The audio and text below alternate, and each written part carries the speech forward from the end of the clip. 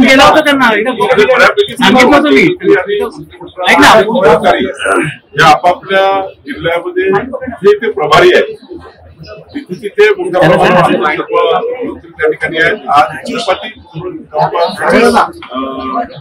8 मंत्री राजेश हे त्या ठिकाणी लाईट बंद करू नका रे. कोण आहे ते? नेते आहेत राष्ट्रवादीचे. मला वाटतं की आजची संख्याही थोडी कमी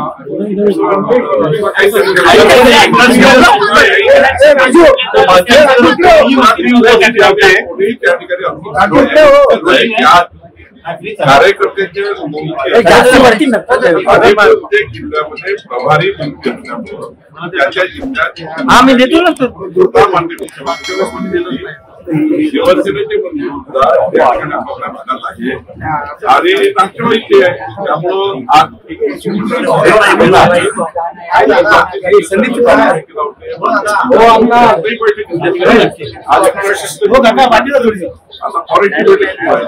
त्यामुळे कुठेही त्या ठिकाणी जो एका मीडियामध्ये किंवा काहीतरी परसेप्शन निर्माण करण्यात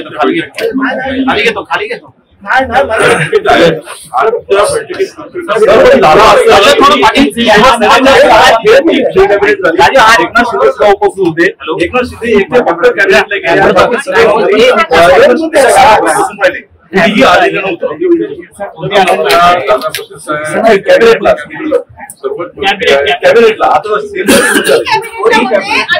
डोंबिवलीमध्ये जो प्रवेश झाला त्याच्यावर नाराजी आहे. आजीबाजी नगरसेवकांचे शिवसेनेचे पक्ष प्रवेश होतात त्यामुळे त्यांची नाराजी आहे. मला वाटत यामध्ये मागणी आता जे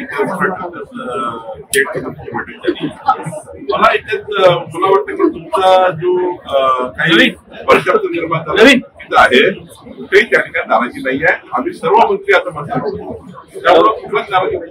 अशी माहिती मिळाली की मुख्यमंत्र्यांनी त्या मंत्र्यांना सांगितलं आहे की उल्हासनगरमधून तुम्ही सुरुवात केली होती त्यामुळे सगळं हे पक्ष आता करू नका यापुढे. आता यापुढे एकमेकांना प्रवेश देऊ नका असं मुख्यमंत्र्यांनी सांगितलंय. ठरलंच आहे महायुतीमध्ये की कुठल्याही पक्षाचा महायुतीचा नाही. पण मधल्या काळात काही अपरिहार्य घटना घडल्या त्यातलं काही भाजपमधलं शिवसेनेत गेले एकनाथ तिकडे काही अजितदादाकडे आमच्याकडे आले. त्यामुळे काही काळ या अशा पक्षप्रवेश झाल्या आहेत. पण माननीय मुख्यमंत्री देवेंद्र फडणवीस एकनाथ शिंदे दादा पवार साहेब तिघेही नेते त्या ठिकाणी बसून याबद्दलचा निर्णय घेतील. परंतु ही गोष्ट खरी आहे की आमचे काही पदाधिकारी किंवा काही माजी लोकप्रतिनिधी एकनाथ तिकडे काही भाजपमध्ये आले काही अजितदादाकडे. त्यामुळे मला असं वाटतं की थोडा या ठिकाणी काही नाराजी तयार झाली असेल पण आजच्या बैठकीचा हा कारण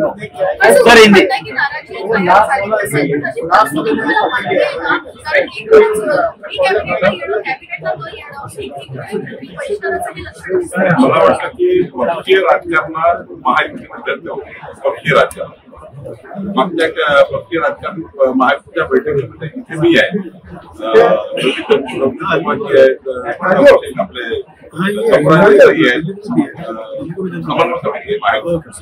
पक्षाबद्दलचा कुठलाही इश्यू असतो तो काही कॅबिनेटमध्ये किंवा प्री कॅबिनेटमध्ये नाही. प्री कॅबिनेट मध्ये केवळ कुठलाही पक्ष शिवसेनेचे असो अजितदादांचे त्या किंवा भाजपाचे असो त्यामध्ये चर्चा होते की आजचे काय विषय या विषयावर चर्चा होती. कुठल्याही पक्षीय राजकारणाची चर्चा ही महायुतीच्या समन्वय समितीमध्ये होतं. मागच्या वेळी बैठक त्या ठिकाणी चर्चा झाली होती. मला वाटतं आजचा जो काही चर्चा आहे किंवा आजचा जो काही तुमच्यामध्ये जी माहिती आली आहे याचा काही संबंध आजच्या या पक्षप्रवेशाबद्दल नाही आहे. आजचा संबंध हा केवळ निवडणुकीमध्ये मंत्री त्या ठिकाणी प्रभारी मंत्री आपापल्या जिल्ह्यात सर्वांचेच मंत्री कमी आले. भाजपाची आज 8 मंत्री कमी आहे. त्यामुळं त्याबद्दल केवळ निवडणुकीमध्ये आपापल्या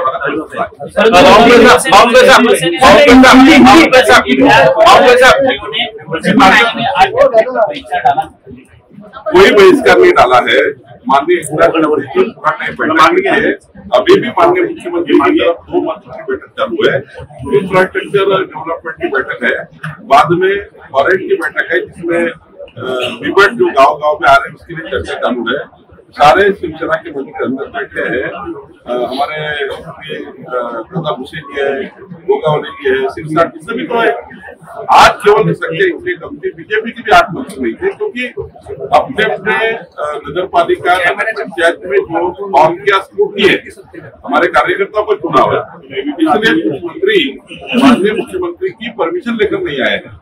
इसका मतलब आज ऐसा नहीं कि कोई नाराजगी है इस वजह से नहीं आए वगैरह। मुझे लगता है कोई कभी गलत परसेप्शन क्या होगा। जो मनमुटा था उसको मुख्यमंत्री ने दूर करने की कोशिश की, कहा कि आइंदा ऐसा ना हो कि मनमुटा हो जैसे डोंबिवली में उन्होंने। उन जगह ऐसा हो रहा है कि शिवसेना के एकनाथ शिंदे के तरफ के पदाधिकारी बीजेपी में, क्योंकि ये चुनाव है लोकल पंचायत का, इस चुनाव में यहाँ टिकट नहीं, वहां चले जाते हैं, वहां टिकट नहीं, वहां चले जाते हैं। 8-8 साल हो गए चुनाव नहीं हुए हैं करके थोड़ा इधर उधर हो रहा है। लेकिन उस वजह से आज की बैठक की कोई नाराजगी नहीं, आज की बैठक की नाराजगी उस वजह से नहीं है। ये तो पार्टी का अगर समन्वय की बात है तो वो समन्वय समिति है, हमारे अलायंस पार्टियों की जो कोऑर्डिनेशन समिति है उसमें हम चर्चा करते हैं। कैबिनेट का रेगुलेशन पार्टी के इस इशू पे नहीं है। सीएम ने भी हिदायत दी कि संवाद आपने उल्लासनगर में की, इसीलिए देखिए उस जगह हुई है शुरुआत, शिवसेना ने भाजपा के कुछ पदाधिकारी लिए हैं, भाजपा ने शिवसेना के पदाधिकारी लिए हैं, जो कि नहीं होना था लेकिन हो गया है। लेकिन मुझे लगता है कि अभी आने वाले चुनाव में, नगर पंचायत के चुनाव में, महानगर पालिका और जिला परिषद के चुनाव में जिनको टिकट नहीं मिलती है वो इधर उधर जाते हैं। कई जगह ऐसा हुआ कि बीजेपी के टिकट नहीं मिले तो शिवसेना का धनुष्यबान लिया है, धनुष्यबान का नहीं मिला तो बीजेपी का सीट लिया है, सोनू नहीं मिला तो घड़ी का लिया है। तो ये कई जगह हुआ है, लेकिन महायुति में इस प्रकार के लोकल लेवल पर हुआ है। निश्चित रूप से इस पे हम और अध्ययन करेंगे। सर, सर्वोच्च न्यायालयाने 50% जास्त आरक्षण 10 जिल्हा परिषदेमध्ये आता हे आरक्षण जास्त आहे। शासनासमोर आणि मुळात निवडणूक आयोगासमोर एक मोठं चॅलेंज आहे की या बाबतीत काय करायचं आणि याबाबत मग तुमची भूमिका काय असणार, कारण की अनेक या आरक्षणाने ओबीसीच्या लोकांवर अन्याय असे अंदाज वाटतो। माननीय सुप्रीम कोर्टाने जो निकाल दिला है तो निकाल स्वयंस्फूर्त आहे। कोणतंही आरक्षण 50% वर जाऊ शकत नाही। कशामुळे गेलं त्या ठिकाणी सुप्रीम कोर्टामध्ये कायम किंवा राज्य सरकार काही ठिकाणी मागणी वगैरे काही झालं असेल त्याच्यामध्ये मला माहिती नाही, पण एक मात्र खरं आहे की 27% ओबीसी समाजाला आरक्षण मिळालं पाहिजे, SC STचं आरक्षण कायम राहिलं पाहिजे। भूमिका राज्य सरकारची आहे, माननीय आयोगाची आहे, सुप्रीम कोर्टातला केस लागलेली आहे, त्यावर आम्ही योग्य उत्तर देऊ। पण ज्या ठिकाणी 50%च्या वर आरक्षण केलेलं आहे त्या ठिकाणी मात्र संवैधानिक प्रश्न आहे, तो संवैधानिक प्रश्न विचारात घेऊन आणि ओबीसीचं 27% आरक्षण कायम राहिलं पाहिजे हा विचार करून आपल्याला पुढे जावं लागणार आहे। त्यामुळे योग्य निर्णय आपण करू, पण आता निवडणुका लागलेल्या आहेत, आज स्क्रुटनी आहे, त्यामुळे आता ते किती मागे जाईल काय जाईल हा प्रश्न आहे। सुप्रीम कोर्ट योग्य निर्णय करेल त्यावर आम्ही पुढे जाऊ। सर, उद्या परत सुनावणी होणार आहे, 50%वरून 70% आरक्षण गेलंय असं म्हटलेलं आहे याचिकाकर्त्यानं। उद्या परत सुनावणी होणार आहे, वेळ आली तर निवडणुका रोखू असं सुप्रीम कोर्टानं म्हटलेलं आहे। माननीय सुप्रीम कोर्टाने काही गोष्टी राज्य निवडणूक आयोगाला सरकारला लक्ष लावून दिल्या की 50% वर का आरक्षण दिलं त्याचं स्पष्टीकरण द्या, आणि याच्यामध्ये जे काही 50% वर काय दिलं याचं जे काही स्पष्टीकरण आयोग किंवा राज्य सरकार करेल। पण हे गोष्ट तरी आहे की सुप्रीम कोर्टाच्या 50% आरक्षण हे वर जाऊ नये यापूर्वीचे सर्व जे काही सुप्रीम कोर्टाचे आदेश आहेत निश्चितपणे याच्यामध्ये काय सुप्रीम कोर्ट आदेश देईल त्यावर पुढची भूमिका करेल। सर, मुंडवा जमीन गैरव्यवहार प्रकरणात आज अंजली दमाने त्या स्पॉटला गेलेल्या होत्या आणि मुद्रांक विभागामध्ये सुद्धा गेलेल्या आहेत। एकंदरीतच पार्थ पवारांवरती गुन्हा दाखल व्हावा या सगळ्या कायदेशीर प्रक्रियेसाठी त्या लढत होत्या। अंजली दमाने माझ्याशी भेटल्या होत्या, मलाही त्यांनी निवेदन दिलं, त्यांना नंतर आमच्या जी विकास कार्य समितीसमोर त्यांना हिअरिंग दिलेलं आहे, त्यांचं हिअरिंग मध्ये त्यांची बाजू मांडण्याचा पूर्ण अधिकार त्यांना दिला आहे।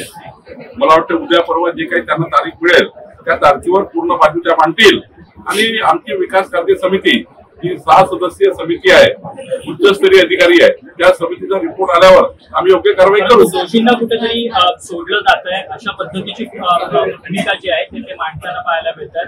अजित पवारांचे पुत्र आहेत, त्यामुळे कुठेतरी त्यांना एक वेगळी स्पेशल ट्रीटमेंट दिली जाते असं सांगतात. अंजली दमानियांना माझी विनंती आहे की सरकारचा रिपोर्ट दिला पाहिजे. कुठलीही स्टेटमेंट करताना समिती समोर त्यांना संधी दिली आहे, त्यांना काही बेदखल केलं नाही सरकारने.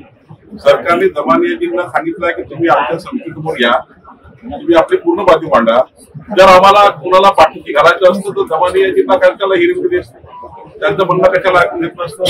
त्यामुळे त्यांना हिअरिंग विस्तार दिली आहे. त्यामुळं त्या हिअरिंग समोर जर आल्या निश्चितपणे त्यांची बाजू आम्ही समितीसमोर घेऊ आणि समिती त्याच्यामध्ये त्यांच्या याच्यामध्ये जे काही तथ्य असेल, एकच राज्य सरकार कुणी असो त्याला ते पाठीशी घालणार नाही हे मात्र पक्का आहे. आमची समिती निष्पक्ष चौकशी करताय. सर, शिवसेनेने भाजपच्या हिंदुत्वावर प्रश्न उपस्थित केलाय. एक असलं हिंदुत्व, आता हिंदुत्वाचा अभिनय असं शिवसेना शिंदे गटातर्फे आध्यात्मिक सेनेनं ट्विट केलेलं आहे. कारण पालघर सातू हत्या प्रकरणातील आरोपीला भाजप पक्ष प्रवेश दिला नाही, ते काही पक्षप्रवेश थांबला आहे, ते काही पक्षप्रवेश दिला नाही आहे. ते मला वाटतं काही ट्विट झाला असेल, झालेला नाही, दिलाही देणार नाही. त्यामुळं त्याची काळजी करू नये. दुसरं एक आज महत्वाचा निर्णय 4 तारखेला 4 नोव्हेंबरला एक महत्वाचा निर्णय राज्याच्या महसूल खात्याने घेतला. यामध्ये 7 लक्ष परिवार आणि किमान 3 कोटी नागरिक या निर्णयामुळे बाधित झाले होते. तो निर्णय 4 तारखेला त्यांनी घेतला आणि 2 रुपये सामान्य जनतेकरता इम्प्लिमेंट झालेला आहे. 4 तारखेची अधिसूचना द्यायची आहे. त्यामध्ये तुकडे बंदी कायदा निरस्त करून आता जे काही बांधकामं किंवा प्लॉट 15/10/2024 पूर्वी 15/10/2024 पैकी ज्यांनी प्लॉट घेतले असतील, घरं बांधले असतील, ते सर्व घरं कायदेशीर करण्याचा निर्णय राज्य सरकारने घेतलेला आहे.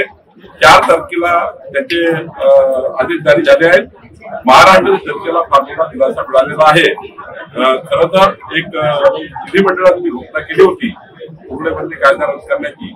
माननीय मुख्यमंत्री एकनाथ शिंदेजी, माननीय देवेंद्र फडणवीसजी, आमचे मुख्यमंत्री एकनाथ शिंदेजी आणि अजितदादा पवारजी यांचा मी आभार मानतो की महसूल खात्याने घेतलेल्या निर्णयाला शिक्कामोर्तब त्यांनी केलं आणि आज 4 तारखेला त्याची अधिसूचना प्रसिद्ध झाली आणि 4 तारखेला एसओपी जाहीर झाली आणि आज राज्यामध्ये 60 लक्ष परिवारांचे घरं कायदेशीर होण्याचा निर्णय झाला.